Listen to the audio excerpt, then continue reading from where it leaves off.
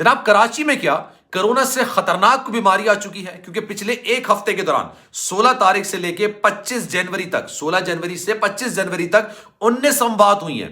اور اس میں سب سے زیادہ حیرت کی بات یہ کہ ان 19 اموات میں سے 16 بچوں کی اموات ہوئی ہیں۔ اور ہوا کیا، ان کو سمٹمز کیا نظر آئے؟ بخار، گلے میں تکلیف، سانس لینے میں دشواری، گلے میں خراش۔ اور آپ کو جب بھی اس طرح کے سمٹمز آتے ہیں آپ کو لگتا ہے کہ بھائی یہ ایک نارمل قسم کا وائرل ہے، آپ کو بخار ہوا ہے، ہوا تیز چل رہی ہے، ٹھنڈا موسم ہے، کچھ غلط کھا لیا ہوگا، اور جب تک اس کی تشخیص کی جاتی رہی، ان علامات کے ظاہر ہونے کے بعد، یہ علامات سامنے آنے کے بعد 5 سے 7 روز کے اندر 19 کے 19 افراد انتقال کر گئے۔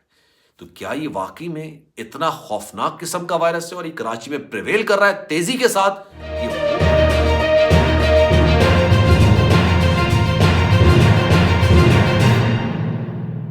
بسم اللہ الرحمن الرحیم، السلام علیکم، آپ کو خوش آمدید۔ میں ہوں سلمان مرزا اور آپ دیکھ رہے ہیں میرا YouTube channel some up with Salman Mirza.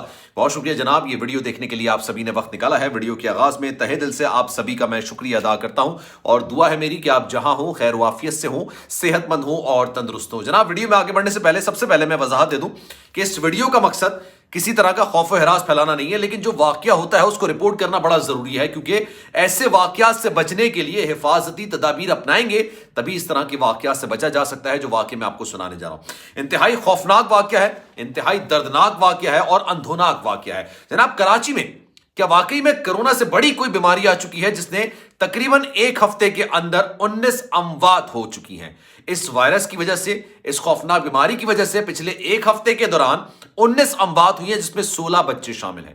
اور جناب جب پتا چلا کہ بھائی ان کی اموات کیسے ہوئی ہیں، کس طرح سے ہوئی ہیں، تو وہی ان کو بخار تھا، گلے میں تکلیف تھی، سانس لینے دشواری کا سامنا تھا، اور ابھی ان کو ڈاکٹر کو دکھایا جا رہا تھا۔ یوزلی طور پر ایسا ہوتا ہے کہ آپ کو بخار ہوتا ہے، گلے میں تکلیف ہوتی ہے، نزلہ ہوتا ہے، تو آپ کو لگتا ہے کہ جناب آپ کو وائرل فیور ہے یا آپ کو کوئی وائرل ہو گیا ہے، اور آپ یوزلی جو ہے گھر کی میڈیسنز لے لیتے ہیں یا پھر ڈاکٹر کو دکھاتے ہیں، وہ اینٹی بائیوٹکس دے دیتے ہیں۔ ابھی جناب 3-4 دن تک اس بات کی تشخیص ہی کی جا رہی تھی کہ یہ بخار کیوں ہے، گلے میں تکلیف کیوں ہے، سانس لینے میں دشواری کا سامنا کیوں ہے، کہ 4 سے 5 روز کے اندر تمام افراد کی موت ہو گئی۔ 19 افراد ہیں جس میں 16 بچے شامل ہیں۔ 16 بچوں سمیت 19 افراد ایک ہفتے کے اندر ایک ہی علامات کے تحت اس دنیا کو چھوڑ کے چلے گئے۔ بیماری میں بخار ہوا، گلے میں تکلیف ہوئی، سانس لینے مشکلات کا سامنا ہوا، اور اس کے بعد اس دنیا سے چلے گئے۔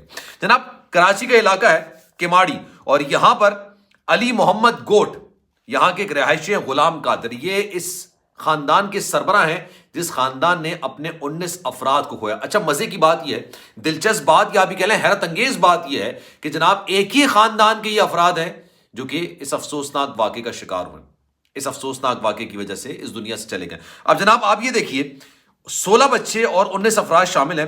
غلام قادر جو اس پورے کنبے کے سربراہ ہیں، انہوں نے کہا ہے کہ جناب ان کے بھتیجوں اور بھانجوں میں، یہ ان کے جو فیملیز ہیں، کیونکہ یہ غلام قادر صاحب کافی زیادہ ضعیف انسان ہیں، انہوں نے بتایا کہ جناب ان کے بھتیجوں اور بھانجوں کی فیملیز میں یہ وائرس ہوا، اور یہ وائرس ہونے کے بعد آپ سمجھ لیں کہ 3-4 روز ہوئے اور اس کے بعد سب کی اموات ہو گئی۔ جب تحقیقات کی گئی لوگوں کو ہوش آیا کہ بھائی یہ ہو کیا رہا ہے، ایک ہی ہفتے کے اندر اتنی ساری اموات ایک ہی خاندان کی ایسے کیسے ہو سکتی ہیں؟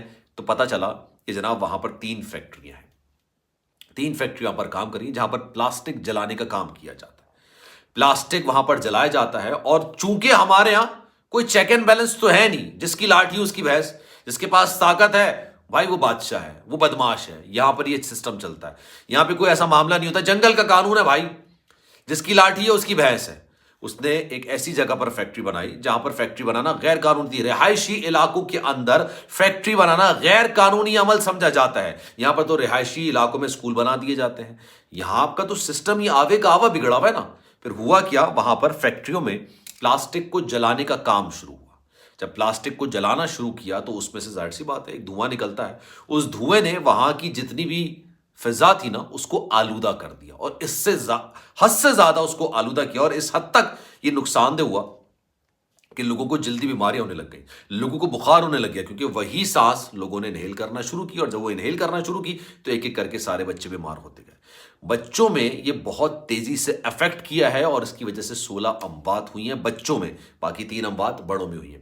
پھر جناب ہوش کے ناخن لیے گئے، जनाब ख्वाब गफलत से जागे, इंतजामिया हरकत में आई, उन्होंने तीनों फैक्ट्री पर छापा मारा, मालिकान को गिरफ्तार किया, फैक्ट्रियों को ताले लगाए, ताले लगाने के बाद सील किया और उन फैक्ट्रियों को अब बंद कर दिया गया है। लेकिन सवाल ये पैदा होता है, फैक्ट्रियों को बंद कर दिया, बिल्कुल सही किया आपने, फैक्ट्रियों को बंद कर दिया, मालिकान को गिरफ्तार कर दिया, लेकिन फैक्ट्री वहां पर लगाने की इजाजत किसने दी? क्या उसको गिरफ्तार नहीं होना चाहिए था? ये 19 अफराद का कत्ल किसके सर पर होगा? क्या ये सवाल नहीं है?